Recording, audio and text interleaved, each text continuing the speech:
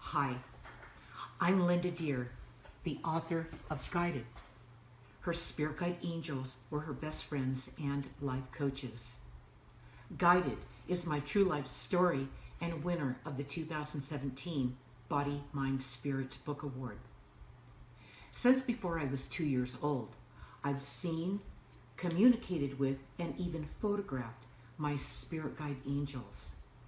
In Guided, I use my own life as a template to teach you what I learned from these loving, intelligent spirits. Most importantly, I show you how to make the connection with your own spirit guides and angels so you can live a guided life. A life free of fear and doubt. The life you intended to live before you got here. In my guided journey, the companion journal to Guided, Part 2, page 15, I will talk about questioning everything. The journey begins. You have questions that no one seems to care about or have answers for. This caused you to retreat. Except this time, instead of withdrawing, you study everything you can get your hands on to get your answers. This is when you found us again. So let's get started. Once you started searching and questioning everything, you were on track to reconnect with us. That was the missing piece, connecting you so you could put yourself back together again. No longer led by distractions, it was easy to find what inspired you. You had put the fear and doubt on hold. Now you were following the urge that put you in the right place at the right time to the perfect book, person, place, or any form of expression that encouraged your real self to come out of hiding. Free to follow your bliss on your journey of self-discovery made the hours pass like minutes. This experience was familiar to you, like deja vu. To identify what that was, go back to your preschool days in the earlier pages of Part 2 of this journal. It happened before you lost your grip on the world you came from. Flashback. You remembered losing yourself long ago, causing you to withdraw.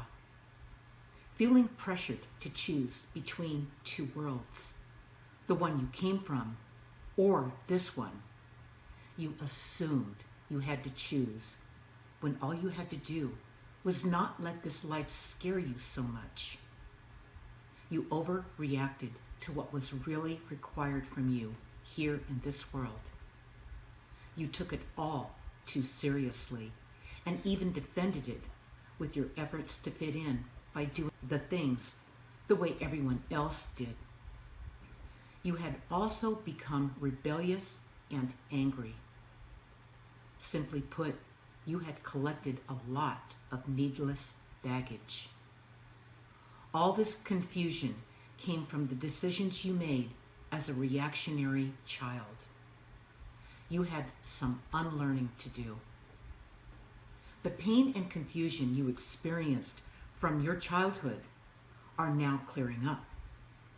You are just beginning to understand what really happened in your worlds, and by reconnecting them, you are healing yourself. For the first time since you lost yourself, your life is beginning to make sense.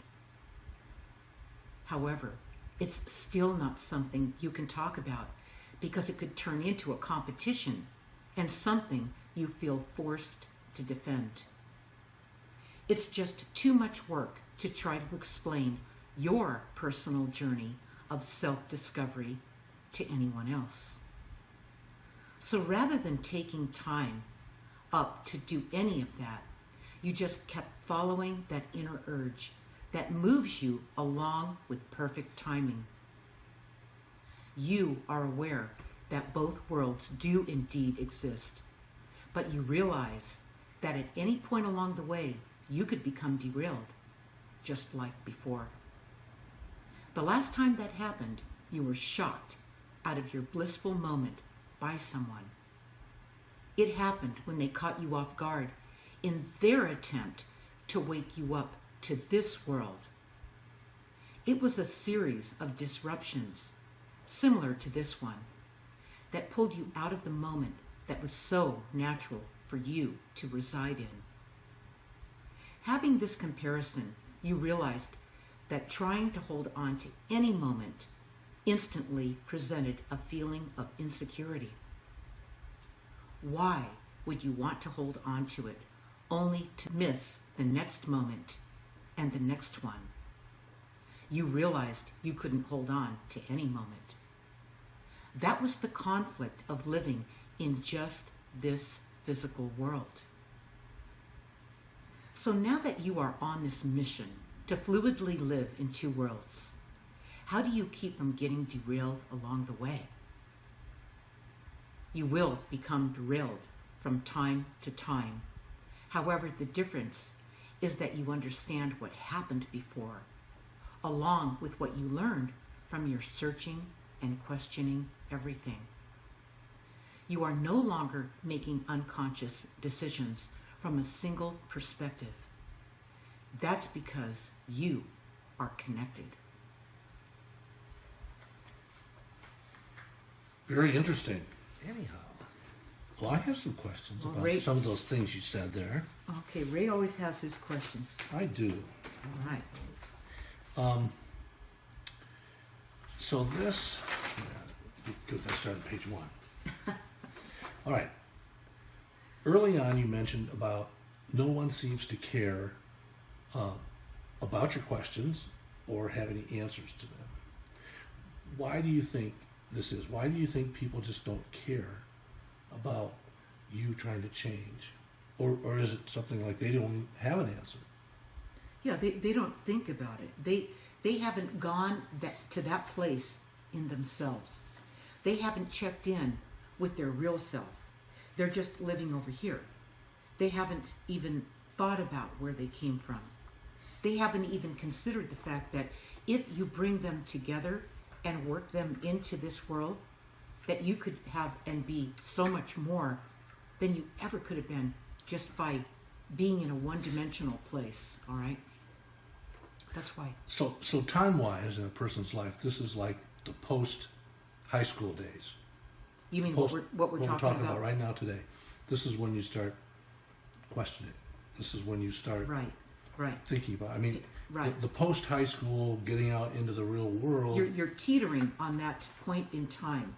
You're either almost out of high school or you are out of high school, and you really are in the greatest opportunity to ask those questions. Okay, and a lot of you did it. A lot of you entered into that. Well, I think a lot of people at that point in their life, say as they get into their 20s, looking back on our lives, we grew up in the 50s and 60s. The 60s was a time when people that age started experimenting with drugs and having outdoor concerts or and psychedelic this and alcohol. Right. But this seems to be about the time when people outside of the 60s would seek out gurus or self-help teachers or look into other religions, possibly, other different, totally different than what they grew up with. Right, or start traveling a lot. So they could experience different cultures. That's why the youth wants to travel like they do, or like they want to do. If they can't afford to do it, find a way to do it. But it's big in the early 20-somethings. They want to backpack through the world. Right, and they'll go any cheap way that they can afford to go, but they'll go. And so it's the search, right? They're looking for themselves. Right, they're questioning everything. They're trying to grasp what that is, even though they don't know what that is yet. They're on a journey. That's why I call it. Question. That's why I call it questioning everything. The journey begins, right? Because there's other times during their life, if they either did it at that point in their life, in their late teens, early 20s, when they were seeking knowledge outside of themselves because they felt something else was there. And then maybe it happened maybe 20 years later, another 20-year cycle, when they've been in the workforce till they're into their 40s or 50s, and they realize, well, isn't there something else besides See how this? it continues? Yeah. See how it continues to play out? It plays out and it plays out, and it's like your life cycles and cycles and cycles to give you. It's like your own report card. How are you doing now? 20 years later, how are you doing now? Do you like it? Is it fulfilling? Is it a worthwhile life? And another 20 years, it will never stop. Okay, because it's not about being too old or too young to learn anything. It's a continuum. It's a time continuum that moves you from where you came from throughout your life, giving you all these pointed opportunities to reflect and, get it right or say, yeah, I did that, and look what I'm doing with it, and what else can I do? Or it continues to blossom, is what I'm saying. And then as you move on through this life and on to where you go, which is where you came from, same place, that now you have so much more that you learned. You have become more. And the soul, not you, not the persona, not the ego, the soul, the real you, the one that knows and feels and trusts what it knows. That's the part when you depart that knows whether you achieved what you came here to do. All right. And these little 20-year marks, points in time, are just reminders and ways for you to get it right now. Get it right this time. Get it. Come on. You can do it. That type of thing. Okay. So why do you think people have this need to search outside of themselves for all these answers? I mean, they go to gurus, they go to self-help things. I mean, I know a guy I grew up with that as he got into his 30s and 40s, he went to some kind of self-help seminar every weekend, every week. I mean, for years. Okay.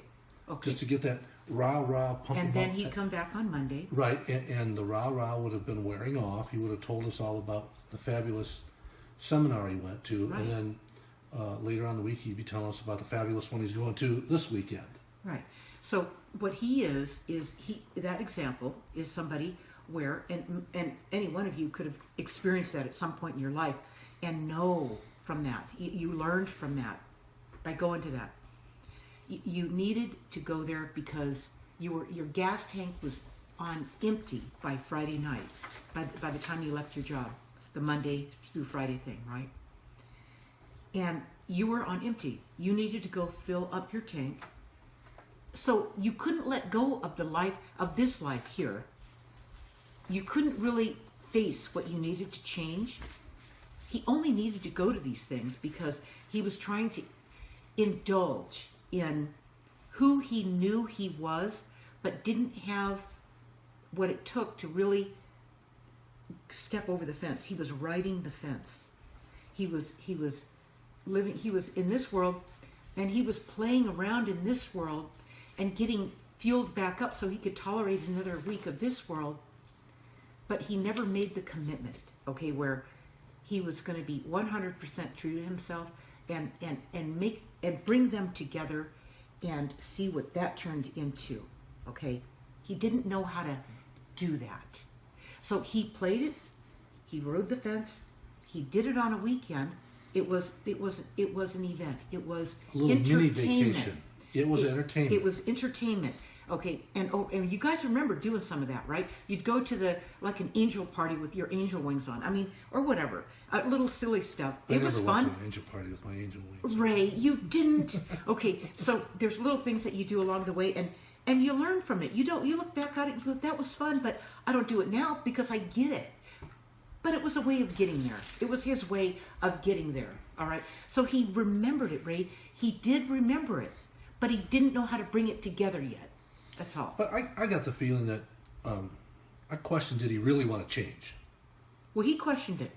Yeah. You- Because I didn't see him change that much. Well, that's right, because he was still playing it safe over here. He had interesting stories to tell about this teacher and this guru and this person that he went to see. And He was putting his toe in the water over here.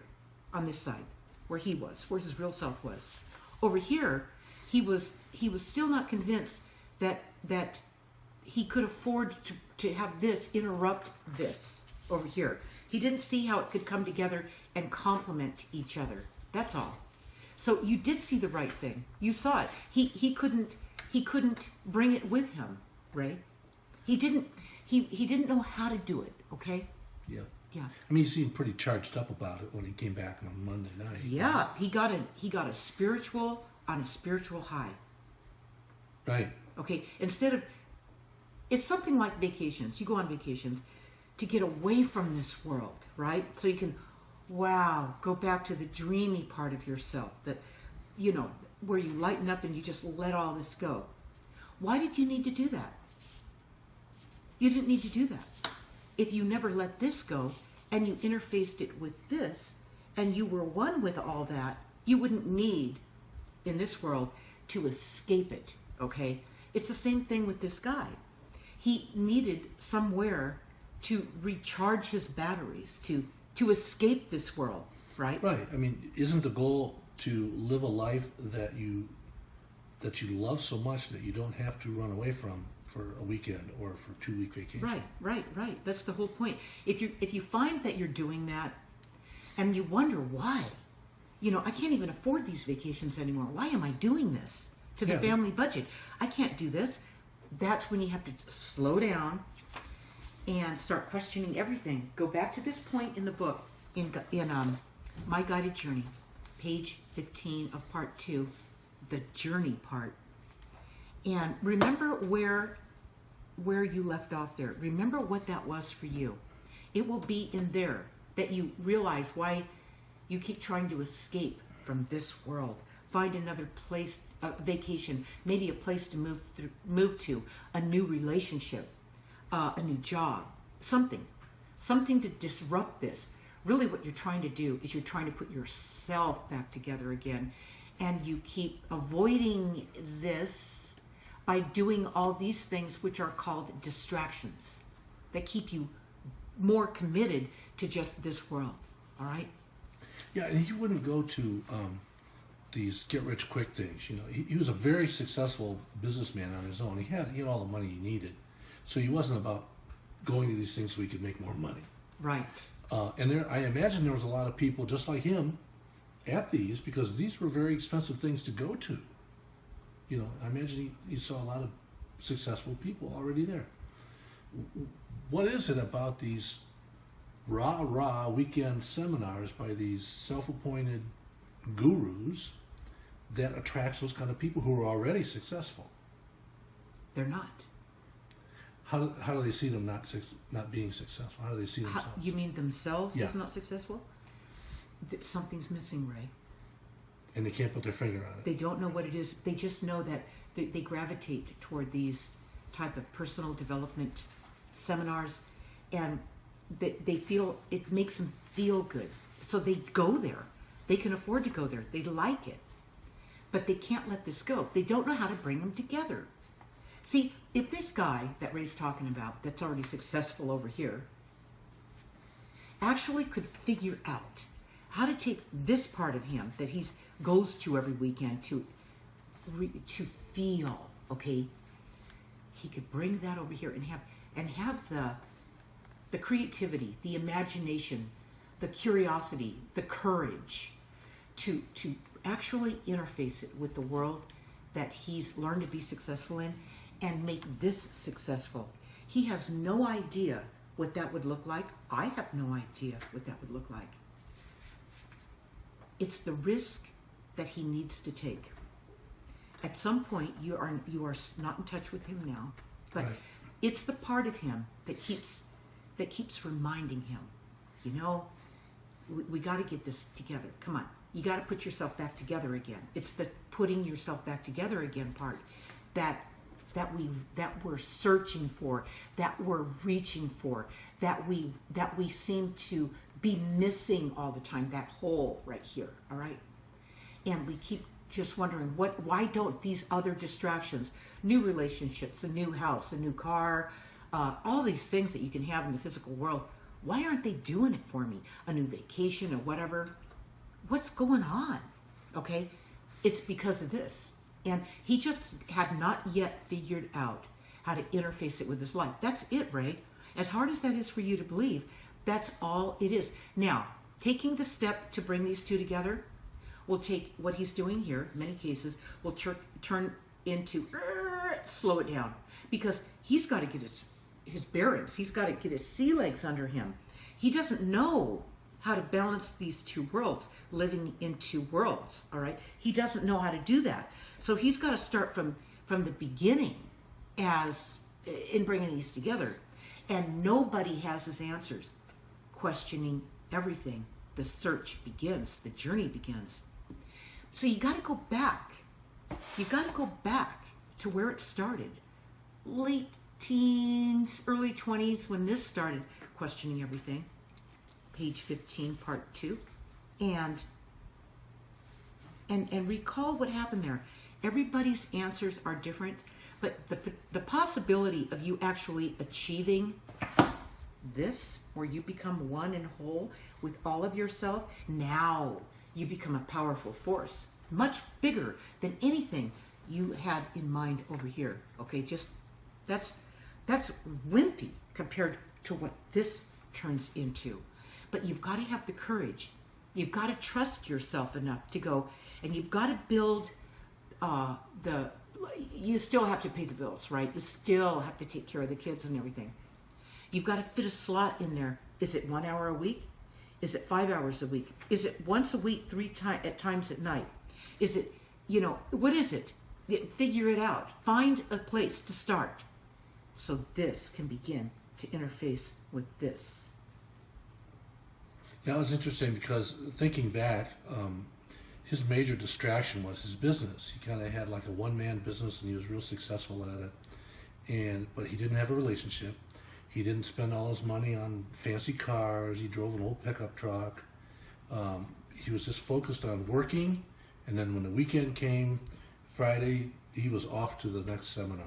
Well, my feeling about it, Ray, is he wasn't overcommitted with distractions in this world. The only one he had was his business. Right. Okay, so he didn't have any kids, any wife, any cars, any expenses, any stuff breaking. He had to fix it. He had, stuff he had to do. And he saved all his extra time to go over here and explore this, all right? My feeling about him is he figured it out. Yeah, it would be interesting to talk to him. I might have to look him up to see if he figured it out. Yeah, I hope he did. He was so drawn to do this. Mm-hmm. He was playing in his sandbox over here, all right?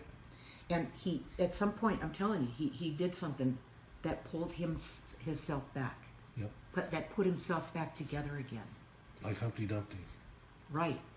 So what I've noticed too is this phase that people go through, this post-high school phase of when you start to question everything, you start your search, you start traveling and looking at different religions and different types of exploring with teachers. Okay, this phase happens when a person has just made this transition into the real world.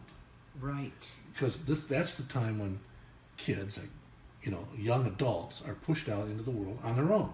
Right. And do you think they're just disappointed by the world? Is that the motivator that makes it depends on their attitude. It's not any different than when we were kids. Right. Some kids would go out disappointed. What would that be? Would that be somebody disappointment? That's lack of gratitude. If they go out, let's say they go to Europe and they go hiking around Europe for a month, all right? Yep. And they have to stay at an elder hostel. Yeah. Okay, what if they have to do that? And they're used to living with when they go on vacations with their parents, they're used to going to the Hilton, all right? Yeah, resorts. Okay. Yeah. I mean, room service and everything. And now they've got to go like that. That could be disappointing, depending on what your basis of comparison is. Or your expectations were. Well, that's the point. Yeah, I mean, if you had some kind of outcome in mind before you got That on a would plane be- to go to Europe. Well, that would be the answer to that question. You answered your own question. Why would they be disappointed? Because they had some outcome in mind. Right. And they were disappointed. Well, that's That's part of what they need to learn. That person who bumps into that and goes, oh my God, that's not the way it's ever been before. Right. Well, yeah, and this whole phase thing kind of reinvents itself maybe 20 years later.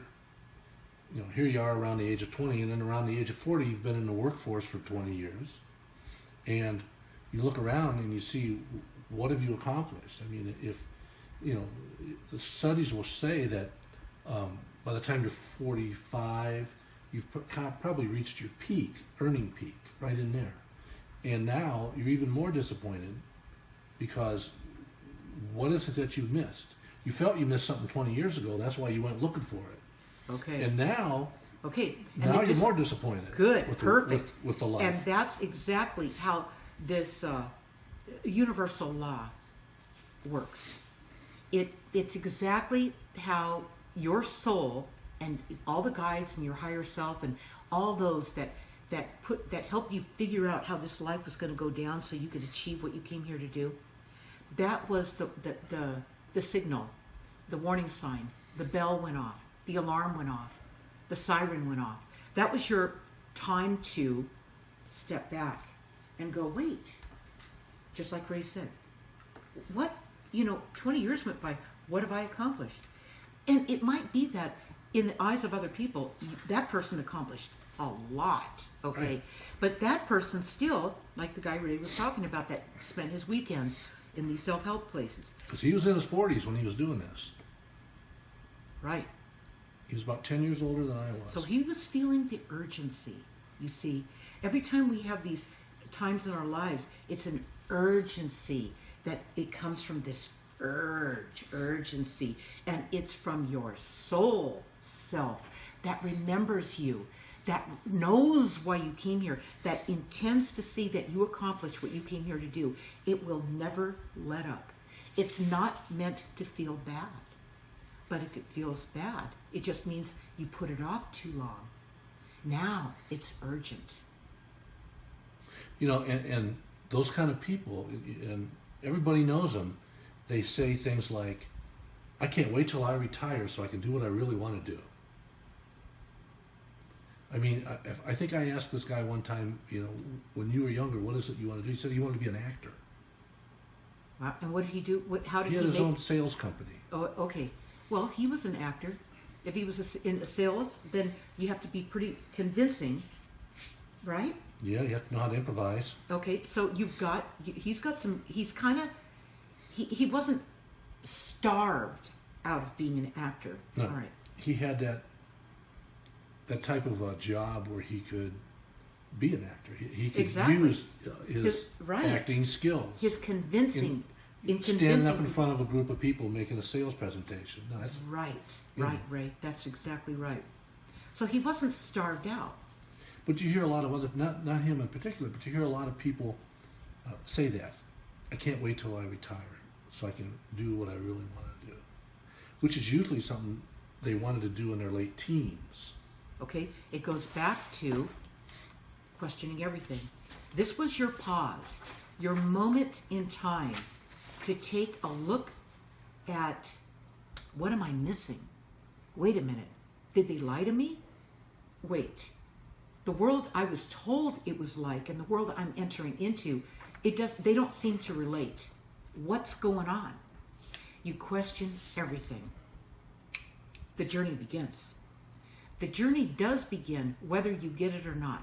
The journey does begin whether your choices are fantastic or not, because there's no such thing as being stagnant. You're either going backward or you're going forward, and the journey begins. So don't be afraid. Another part of this, in the early part of this that I mentioned, don't let this life scare you, okay? And that's why if we flubbed up from before, if we froze up, and we stopped breathing and we quit, imagining, and we let this life dominate us, then we let this life scare us. We took this too seriously. We took it personally. Yeah. That's a big taboo. You guys, whenever you started to do that, write it into the journal. Did it start on page 1 of part 2? Did it start on page 4 of part 2? Write it in here, okay? Because until you identify it and then put it on paper, bring it from the ethers into this world, will you be able to see what the answer is, your answer. Where you got off track. People get stuck, like you said, in being led around by distractions. Right. That's about the time in their life when they can start to afford distractions. Right. They have a job, they whatever. It's what everyone does. Right. Right. And it's back to that. It's back to the distractions. Okay, so why is it so hard to get away from the distractions, and what do you think people can do to get away from them? It's something like, let's take holidays. I'm going to use that as a metaphor. Holidays are distractions. Thanksgiving, Christmas, New Year's, Valentine's Day, Mother's Day, Father's Day, birthdays, anniversaries. Then there's Halloween and Thanksgiving. Okay. No, there's not. There's almost a holiday for every single day. There's coffee day. There's, all these ridiculous, take your cat to work day. Hug your boss day, or your secretary. It's all these kind of things that people, it's another one of the, it's another holiday, it's another. These are the ultimate distractions. Okay, so if you feel, here's what happens. Football. There's a good one. Okay, what is it? Monday, Thursday, and Sunday. Yeah, and Saturday, college football. Okay, that's 4 days of the week. These distractions have consumed your life. They've stolen your life. Because all you have in this life, you guys, is time. That's all you have to get this done. Why did you come here, and why are you going through all this? What did you intend to accomplish before you got here? Just this one example, holidays or celebrations. Well, if you follow those and you let those be your passion and make you feel like you belong, that type of feeling, and it feeds that emptiness in you, that's what it does. And you're led around like this, from one distraction to another concert, another, another weekend event, all this stuff.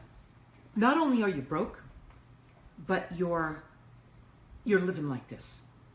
You're living on a roller coaster. Okay, one high, no more for this, nothing this weekend. What am I going to do with myself? Next weekend, okay, and then next week.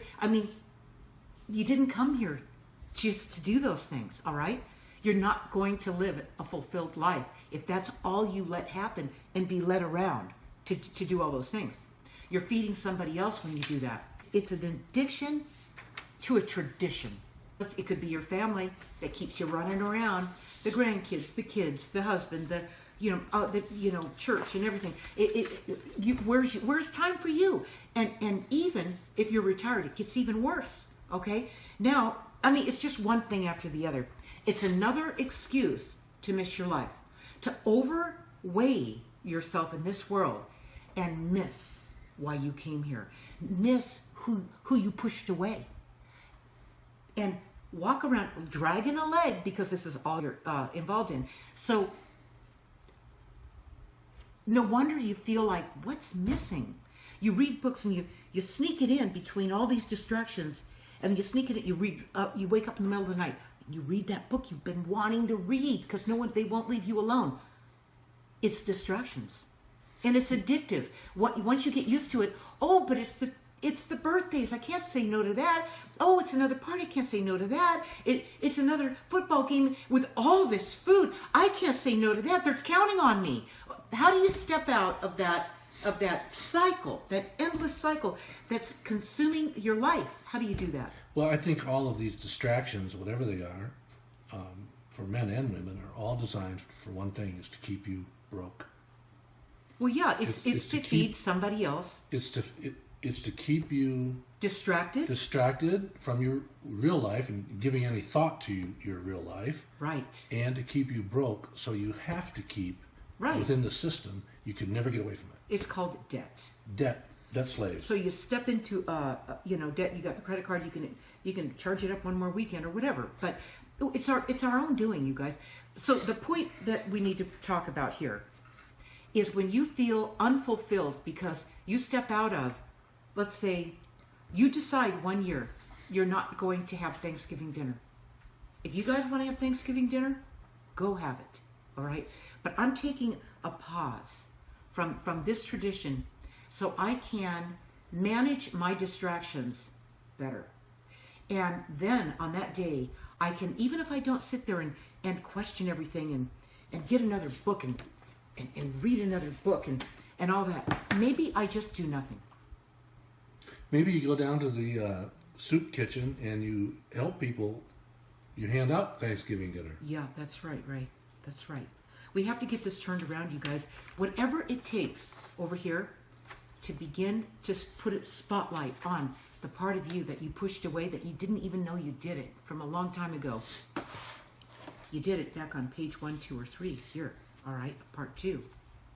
That starts to come back when you start to wake up over here.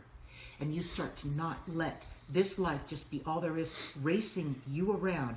And you take a pause. And you let yourself breathe. And you start to do some searching and just some quiet time, okay? You got to slow it down. You got to kick this down. And quit letting it run you around. Okay, so let's assume, crazy as it sounds, that people do realize that they need this correction at some point in their life. They okay? do, yes. Right. And they see themselves going this way, they're sailing their ship this way, and they realize if they keep going that way, they're going to sail right into the karmic sandbar. Okay? So they need to, of course, correction at that point. Why do you think they feel that they're going to run out of time or they don't have enough time to do it? Especially if they're in their 40s or 50s. Why? Why do you think, Ray? I don't know. I never felt like that. I mean, I never felt this urge to be distracted all the time. I was busy. I worked a lot, you know. I didn't take a lot of vacations. So that's discipline. That's discipline. Learning to have the discipline to follow through on what it takes in this world to see a result that you desire. It's discipline. So you don't let the distractions come in and steal your time and your focus away from the discipline you need to get what you want over here. Okay, that's what Ray's talking about. As far as time goes, why do people feel like they're running out of time? Yeah. Because it's not that time exists, you guys, because it's time continuum.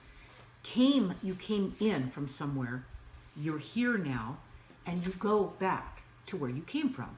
All right? Big cycle. So it's not like you're running out of time, but yes, you are. And here's why you are.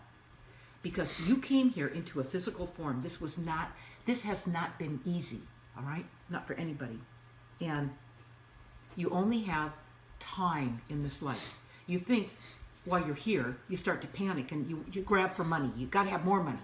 You got to have more stuff. You got to have a new husband, a new wife. You panic, okay? You let this life scare you. And that throws you off. All these things throw you off. Stealing your time.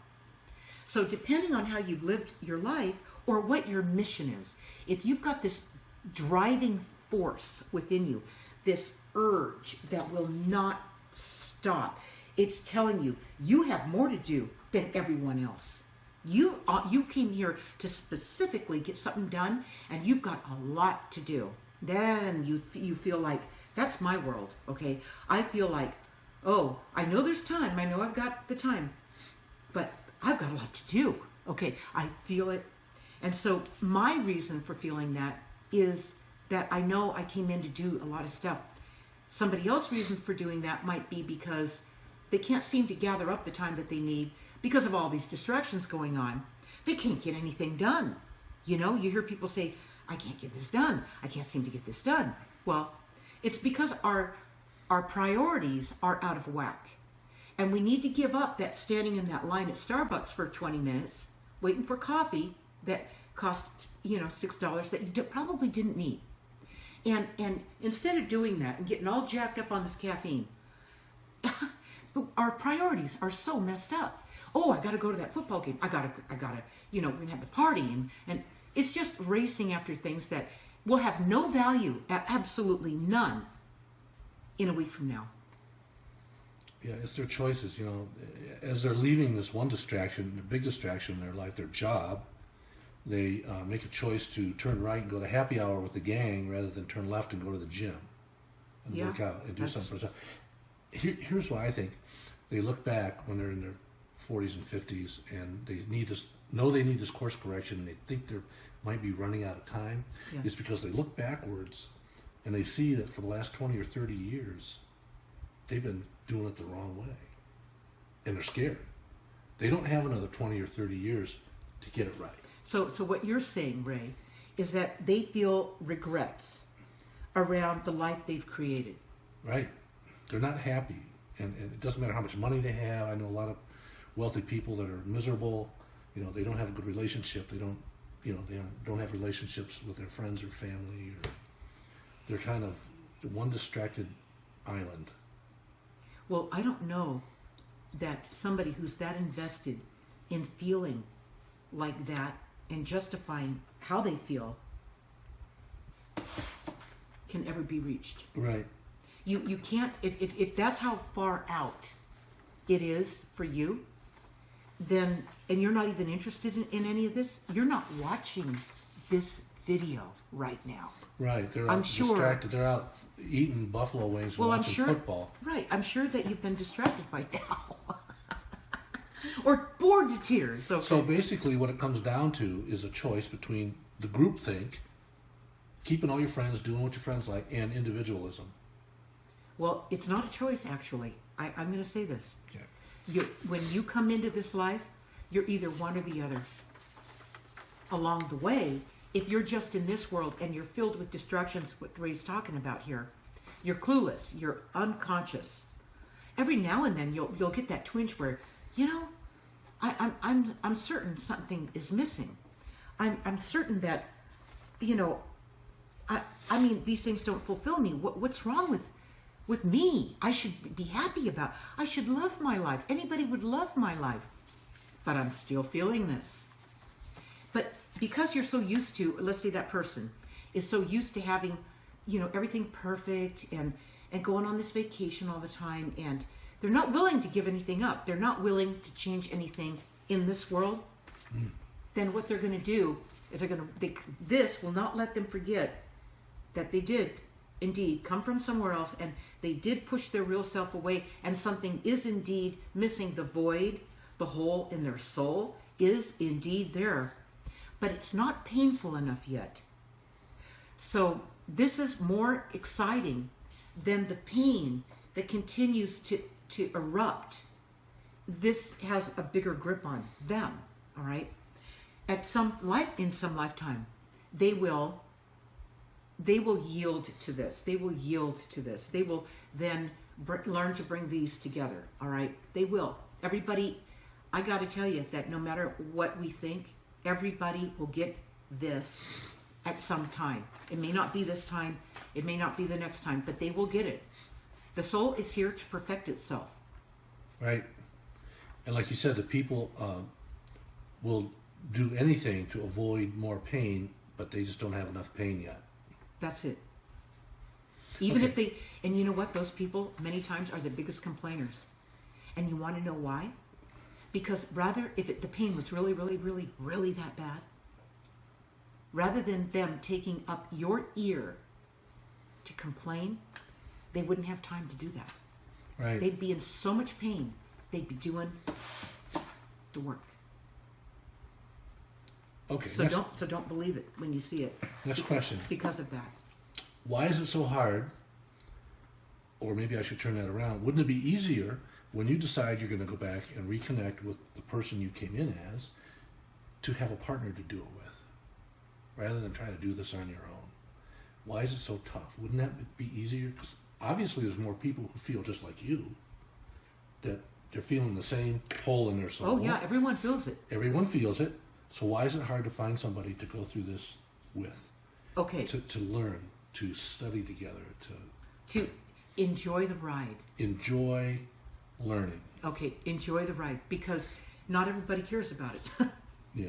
Okay, and when we're younger, we pick people who are our opposites rather than people that are like us, because we're still learning. All right, even I did that. I picked people. We had common ground, but they were largely different than me, and that's why those didn't work out. How's this one working out? This one's How do you like me so far? it's really good, you guys. I mean, it's not that there's no relationship that's absolutely bulletproof perfect, okay? But Ray and I, we see eye to eye. We look in the same direction together, Ray and I do. And it's great. When you get older, you look for someone who's more like you. And so you're not going to go with somebody who doesn't pull in the same direction as you, feel similar feelings, so that you're moving together in all this, and you never have to worry about that person letting you down. Astrologers look at our charts and they're absolutely amazed, because 9 of our 12 planets are in the exact same spot, not close to each other. I know. The exact same spot, 9 out of 12. In Guided, you guys, you'll read about part 4, about when Ray and I met, and you'll read about how the universe, how the guides put us together. It was a complete setup. It's amazing. It's an amazing story. And Guided has a happy ending. So That's it. That's the part 4 where you meet me and live happily ever after.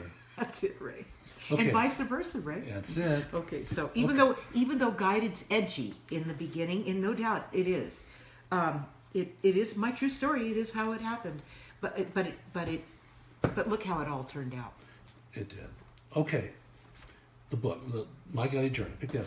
How is this process different from therapy, where people keep going back to examine their childhood over and over and over, and they never seem to resolve anything, and they stay in therapy for 10 years or more, or all their life? Okay, so therapy, in my opinion, therapy just asks you a few questions that you continue to re-examine on your own until you figure out what your answer is.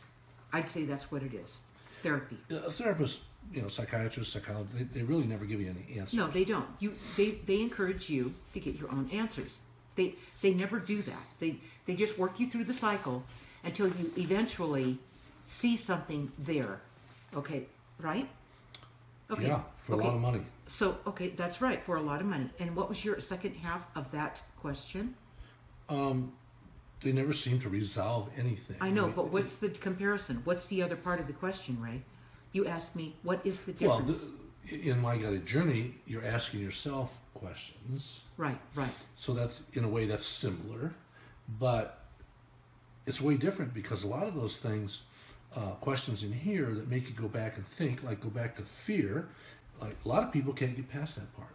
A lot of people have said, I started working through part 2, and the first thing is fear, and I don't want to. Yeah, part 2. Right. I don't want to go back and face those fears that knocked me off course. Well, here's what a lot of people say. Part 2, page 1, fear. They say that's where they get stuck. And now that Ray and I have done enough of these videos, this is the 15th one. We've got 3 more to go after this one. I tell them to go back, to go all the way forward to maybe page 10, or, maybe page 8 or something, whatever connects with you, where you can remember. It's their memory they can't seem to trigger. All right? And you go forward to a page that you can start remembering. When you start to document, when you go to the video associated with, say, page 10, on the website, lindadeir.com, you go to the blog, and then you go to the right side where it says categories, and you click on My Guided Journey. That's where you're going to find all the videos for each one of those pages in part 2. And watch the page associated with the page you're on. Watch the video. Open that blog and watch that video we did. It will wake that memory back up. It will get you to feel what that was again. Don't go into your emotions. Emotions is filled with blame and being a victim. That is not the answer. The answers are not found in that, okay? The answers are found in your truth center and what you knew before you got here from you, not from this person, this persona in this world, but the real you, okay? That's what happens. So you start there, watch these videos, and then write in there what the truth is, okay? From what you feel, what you felt then, and write that truth into that journal.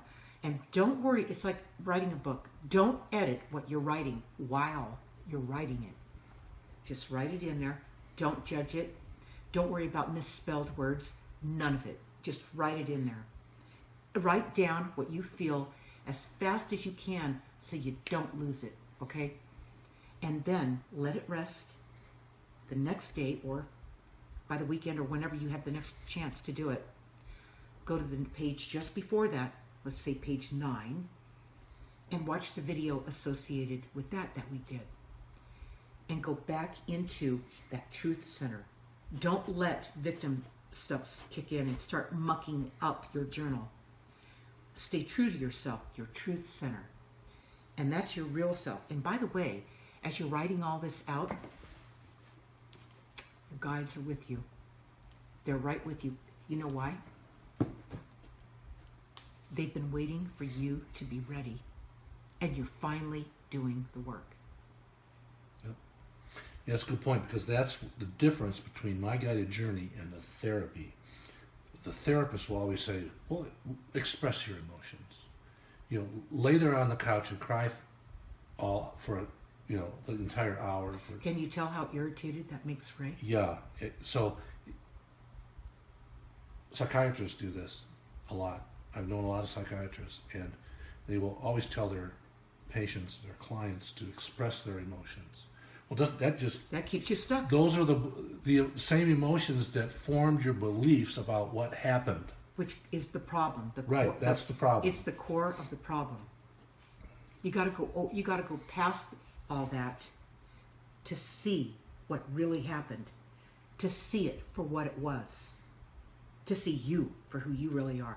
It will eventually show itself, and you will like it.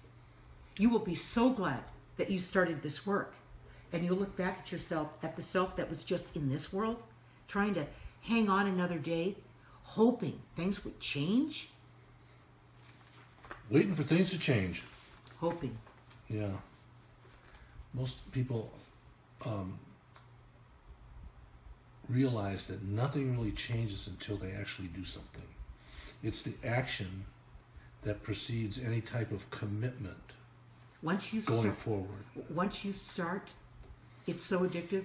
And the reason it's addictive is because it's really the real you, the first time that you're actually bringing yourself back into this world, and you like it, and it feels good, and it's natural. It's the natural place.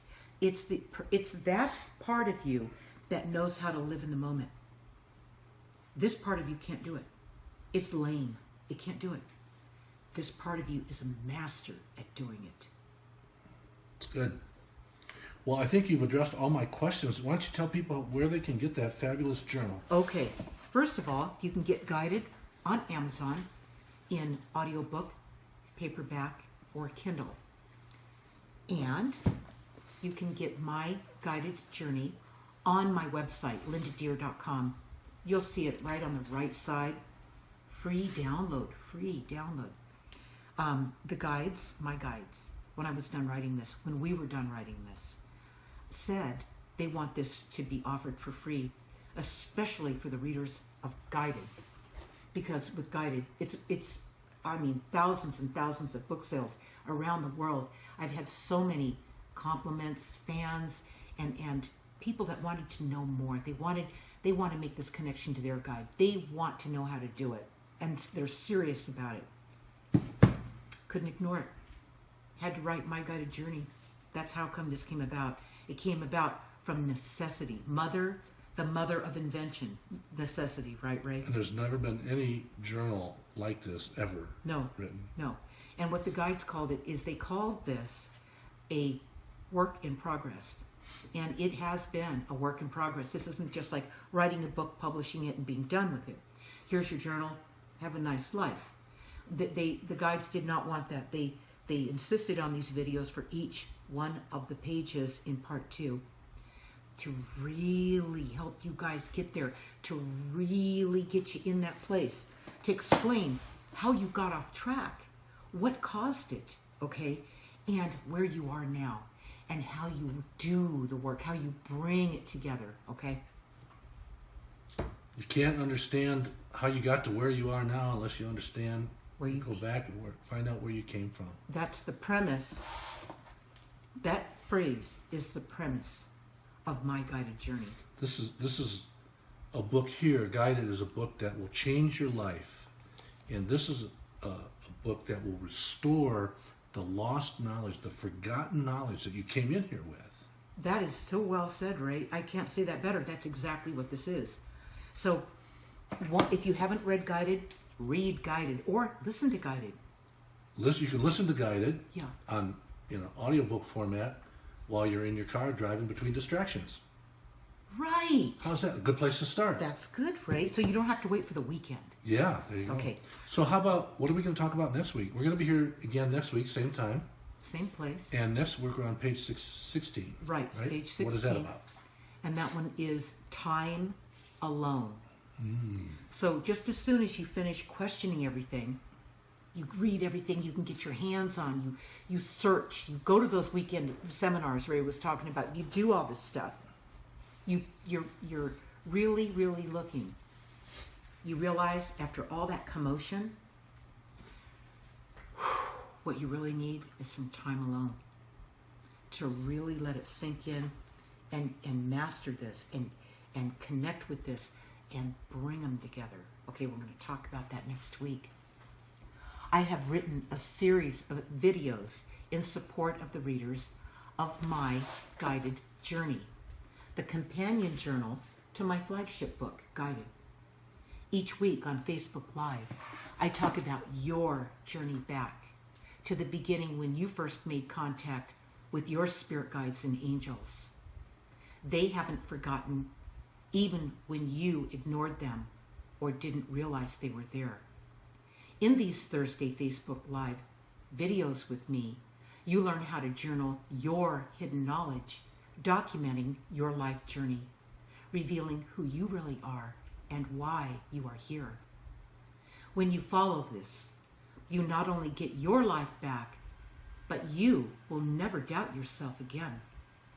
We'll see you next week. Bye-bye.